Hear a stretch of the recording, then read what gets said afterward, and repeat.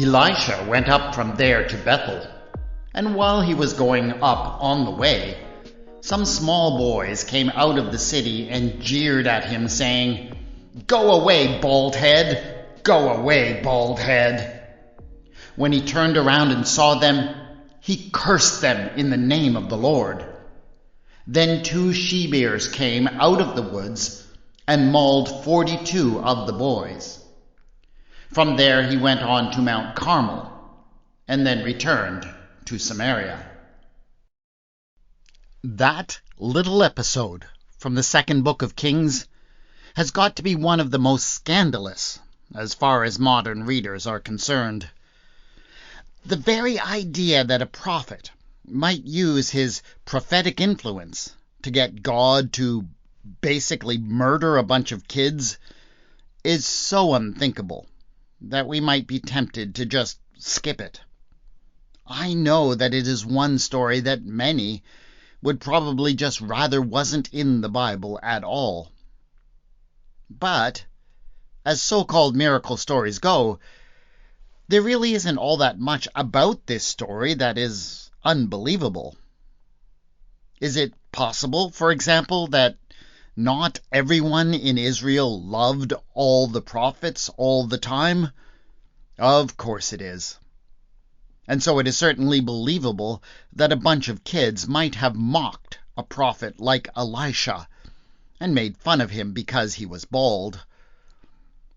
And if Elisha was teased like that by some very annoying kids, well, he would hardly be the first adult in the history of the world to be annoyed enough to turn around and shout out a curse towards those kids.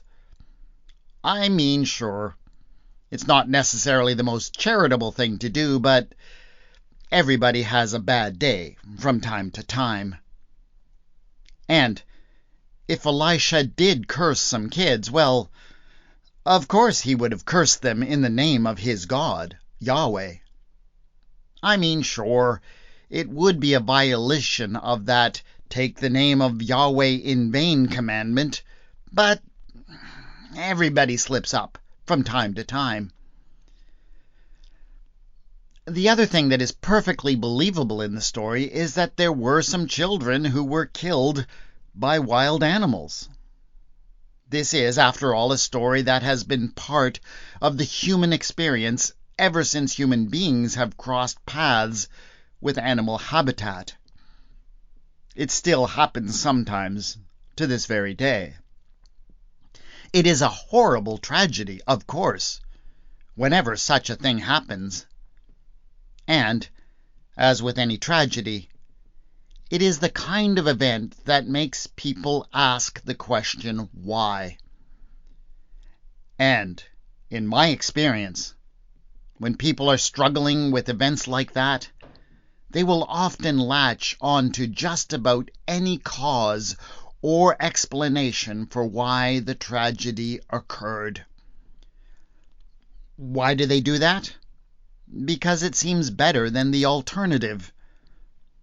The alternative being, of course, giving in and accepting the truth that we live in a universe in which bears might at any moment just maul small children to death for no particular reason.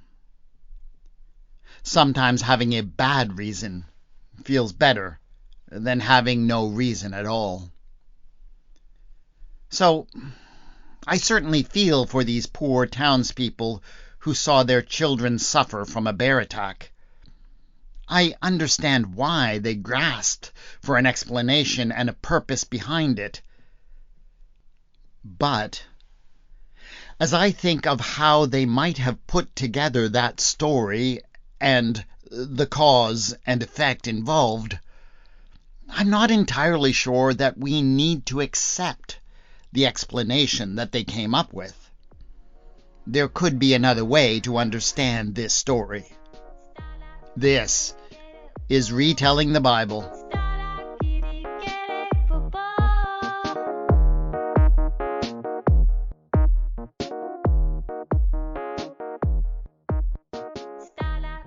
Episode 6.1 Baldilocks and the Two Bears.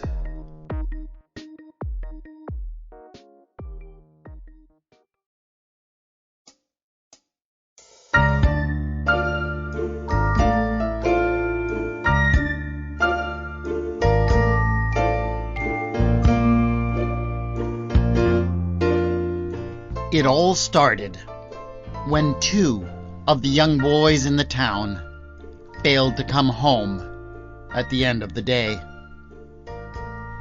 Their parents didn't think too much of it at first. It was the kind of small town where everybody trusted their neighbors, and most people were related in some way or another. So they just figured that the boys had probably gone to stay with a cousin or an aunt. They only really started to worry when the boys didn't show up the next day. The parents went out and asked all of the neighbors and relatives if they'd seen the boys, and none of them had. That's when they began to search around the town in earnest. It was late in the afternoon when they finally came upon the remains. There seemed to be little doubt that this was what had happened to the little boys. The bodies were quite unrecognizable, but their mother recognized the clothes that they had been wearing, clothes that she had woven with such care. She collapsed on the ground, weeping, while her husband tried to do what he could to give her a little bit of comfort. Of course, it did not take long for the rest of the town to come out and see the gruesome sight. It seemed evident that the deaths had been caused by some sort of wild animal attack. And a couple of the men who had done some hunting insisted that the tracks that surrounded the bodies had been made by at least two bears.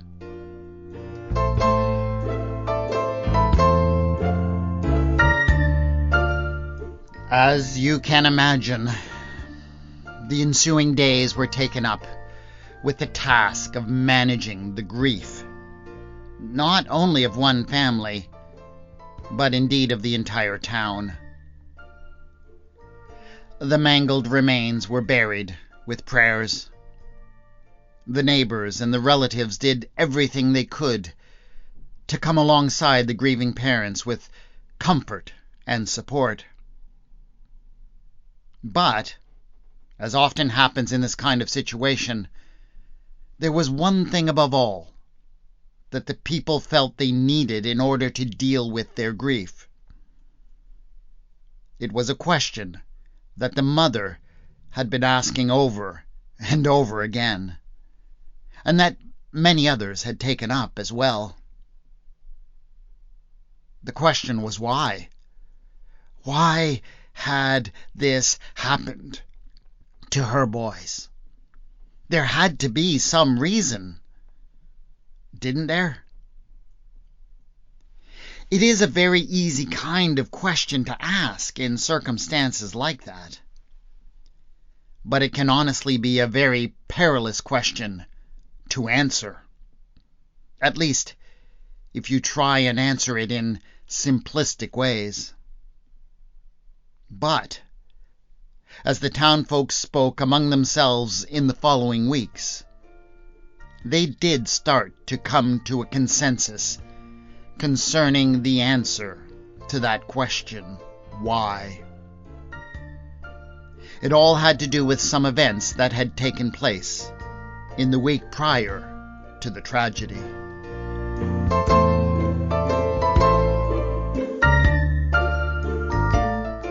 The town had been having some issues with its water supply. There was a spring of water just on the outskirts that they had used as long as anyone could remember.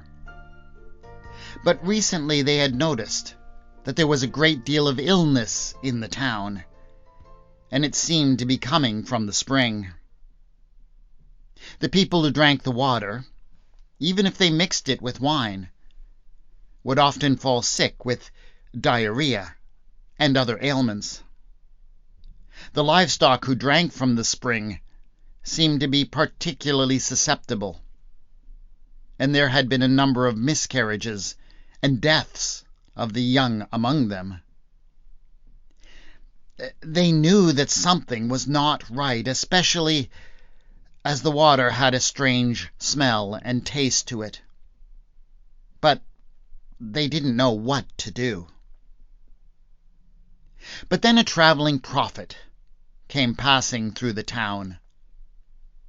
His name, he said, was Elisha, the son of Shaphat. No one had really heard of him at that point, though that would change as a result of these events. At the time, the only thing that had impressed the people was that he claimed to have been a disciple of the great Elijah, the Tishbite. Now him, people had heard of. Elisha wore a coat made out of camel hair with a leather belt, just as the Tishbite was said to have worn. He also wore a mantle over top, which he said had been given to him by his master. In fact, he told a rather amazing story about how it had been bestowed upon him, a story that kept everyone spellbound as they listened. By far the most remarkable trait of the man, however, was his bald pate. Though he was still relatively a young man, he scarcely had a hair upon his whole head. They had not often seen such a thing before, and many of them found it to be quite odd. Indeed, at least behind the man's back, it quickly became the subject of much light-hearted mockery in the town. But since Elisha claimed to be a seer and prophet, it didn't take long for someone to raise the issue of the problem they'd been having with the water supply.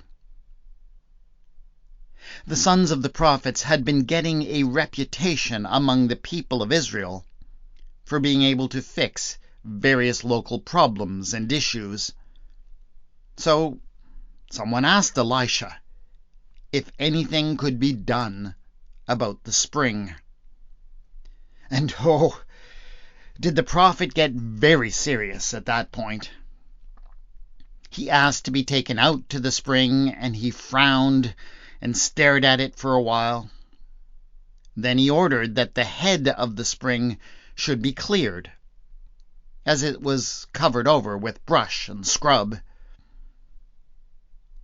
Once the scrub had been cut away, they discovered the carcass of a young goat that had gone missing in the town some months before. Elisha ordered some of the men to take it away and bury it at some distance. Then he ordered that all of the people of the town should come out to observe what he did. He also demanded that the local potter should bring him a new-made bowl of fine quality, and that it should be filled with salt. Once everyone had assembled, the men, the women, and the children, the young and the old, he raised the bowl high above his head, and he called out, "Thus says Yahweh, I have made this water wholesome. From now on neither death nor miscarriage shall come from it." And he cast the salt into the spring.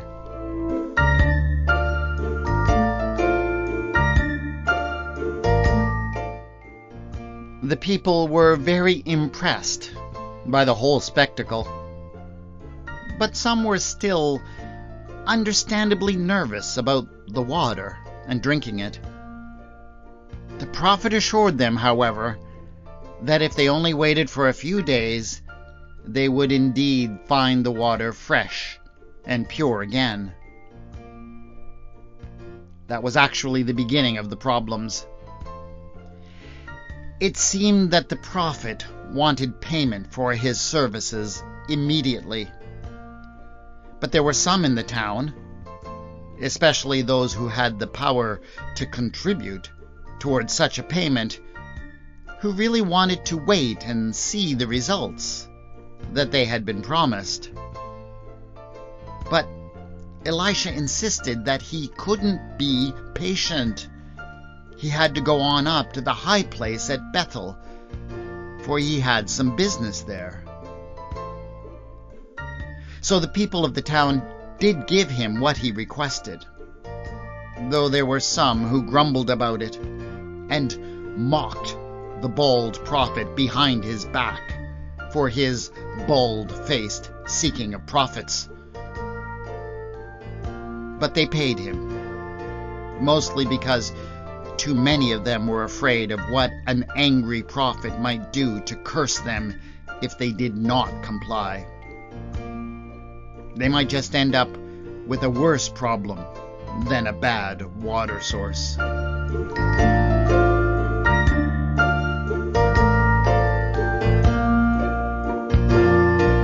As Elisha put together his belongings the next morning to set out for Bethel, he thought about how things had gone.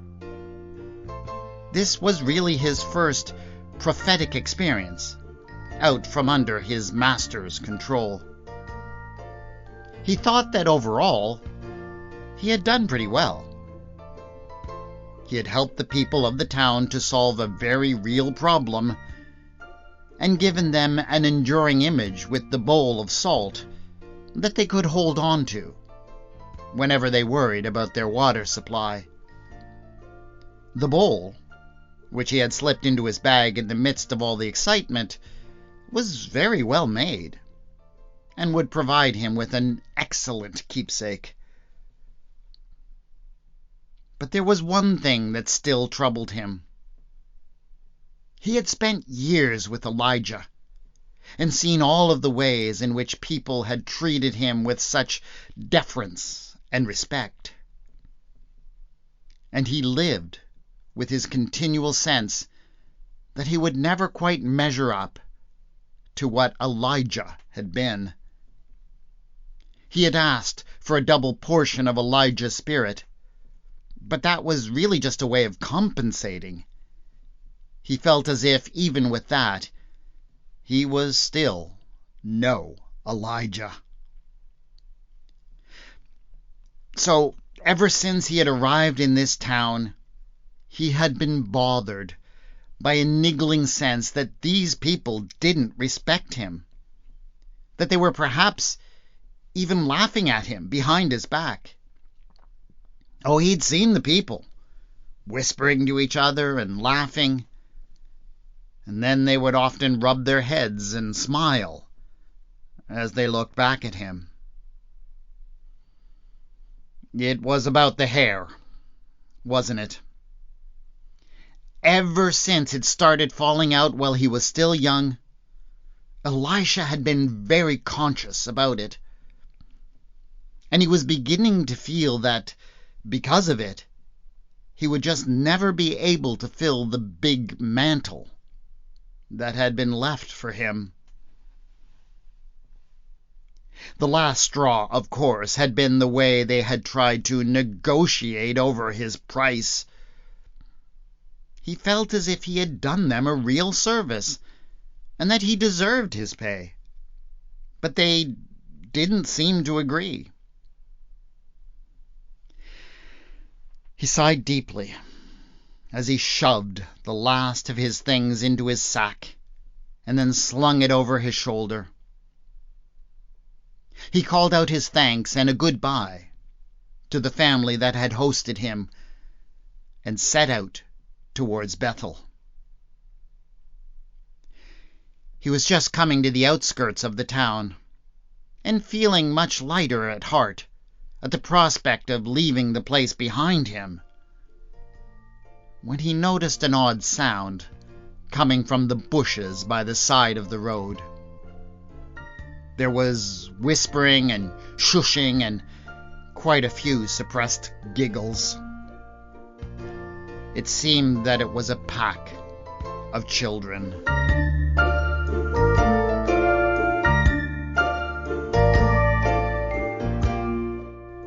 Almost all of the children of the town were there.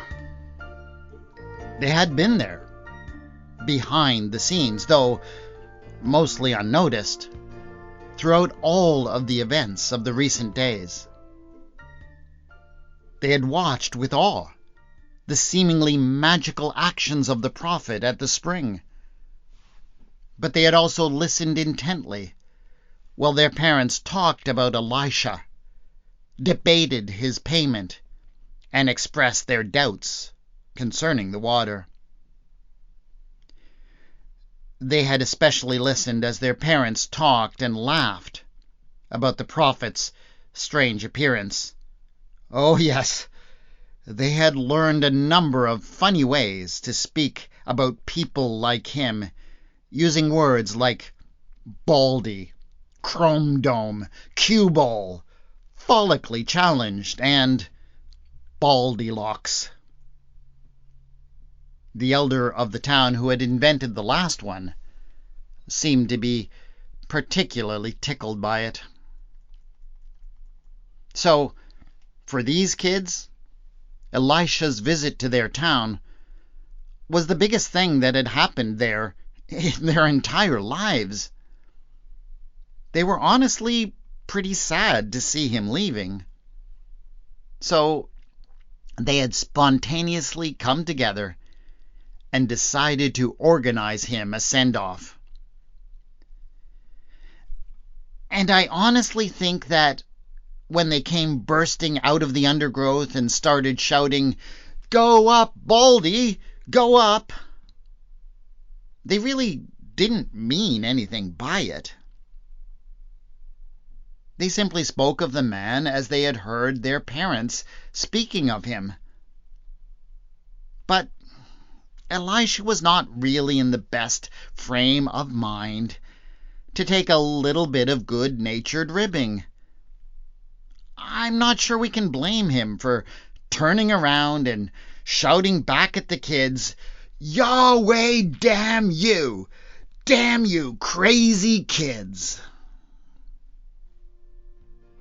The kids, honestly, were kind of thrilled by it.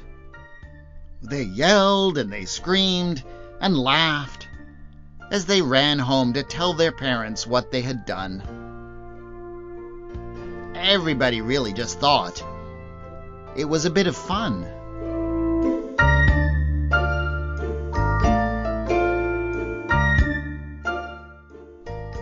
Now, a week later, it seemed that nobody was laughing. 2 of the town's children were dead following a bear attack.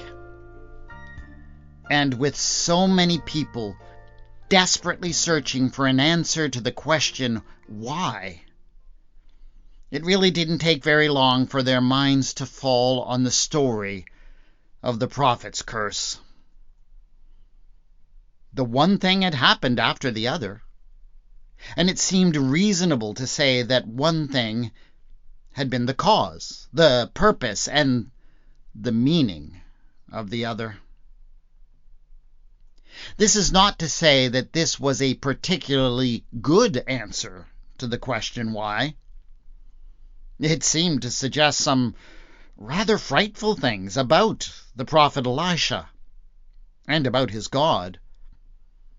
But, faced with the other possibility that such a terrible tragedy had happened for no reason at all, believing it just seemed to be the better choice. At least, if this was the reason, it would offer them the possibility of escaping such disasters in the future. All they had to do, going forward, was make sure not to insult any follically challenged prophets. And so the story was accepted by all the townsfolk. It was clear to them that the prophet's curse had summoned the deadly bears. Once the people of the town had come to the consensus that this was what had happened, it did not take very long at all for the story to spread far and wide. Indeed, everyone who heard it felt as if it was their duty to share it with as many people as they could, to warn them of the consequences of disrespecting a prophet. And, well, you know how it goes when that kind of story spreads. Certain aspects may have a tendency to be exaggerated. The number of children killed in the attack, well, that might have gotten bigger in the telling.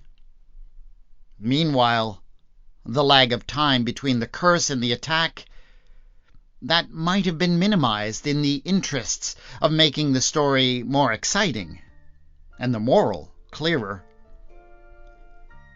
But the basic story as they had understood it was established, and it got around. When the prophet Elisha eventually heard the story, which, of course, he did, he didn't remember it all going down quite like that. He certainly knew that he had never intended anything truly harmful with his little curse. But he didn't really dispute the story, not in public anyways, because he had noticed, as had a number of the other sons of the prophets, that he had been getting more respect from the people lately. He really didn't think that that could be a bad thing.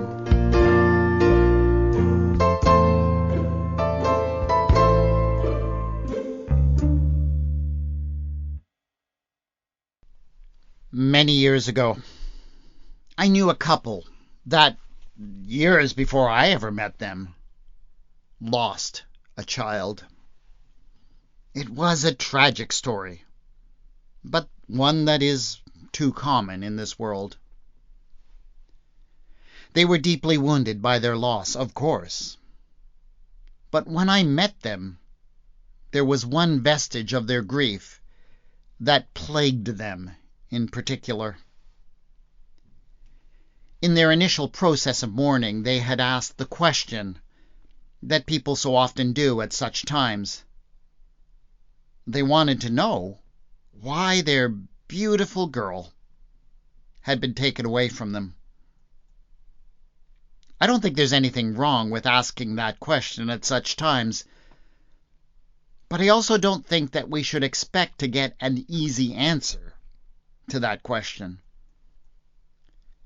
But, you see, in the case of this particular couple, they were given an answer.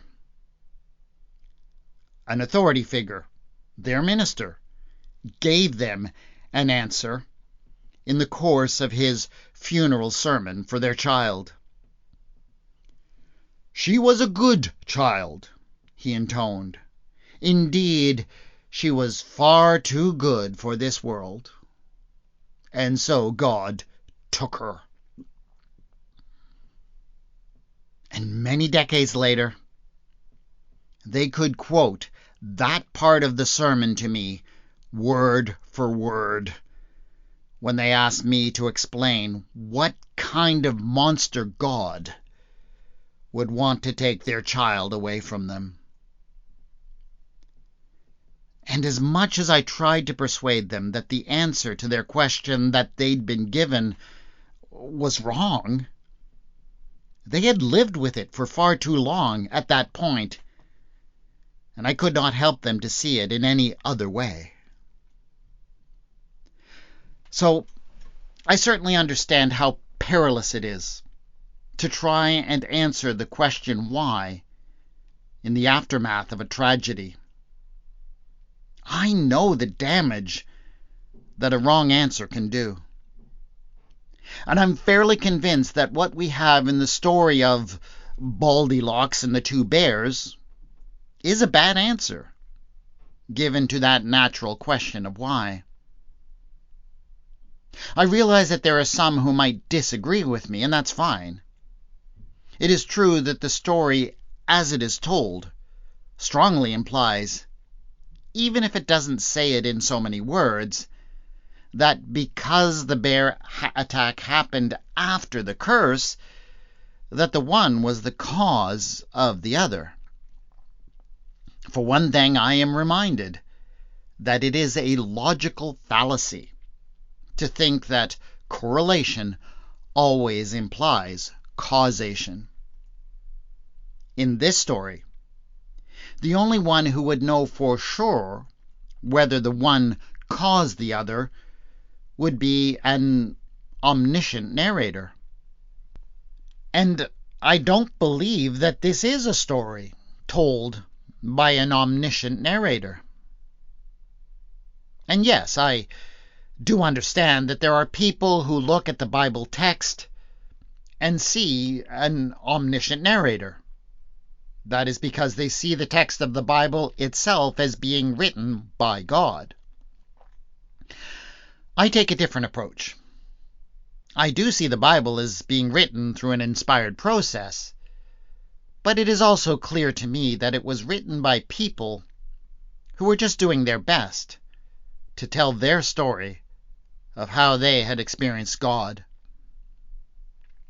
It doesn't necessarily mean that they always got things like cause and effect right, but it does mean that overall, and through the whole process, they came to have particular insights and understandings of God that happen to continue to be very helpful. But, hey, that's me. You need to work through these things for yourself. That is it for this episode of Retelling the Bible. Please subscribe so you can get the next episode in a couple of weeks. A 5-star rating and review on Apple Podcasts or some other podcasting platform is a great way to help other people find this podcast.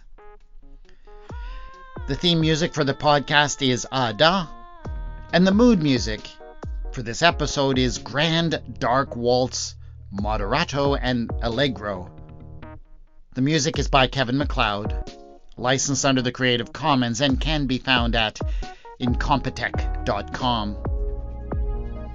You can contact me on Twitter at Retelling Bible, on the Facebook page Retelling the Bible. Show notes for this episode have been posted at retellingthebible.wordpress.com. This is Retelling the Bible, and I have been your storyteller, W. Scott McCandless.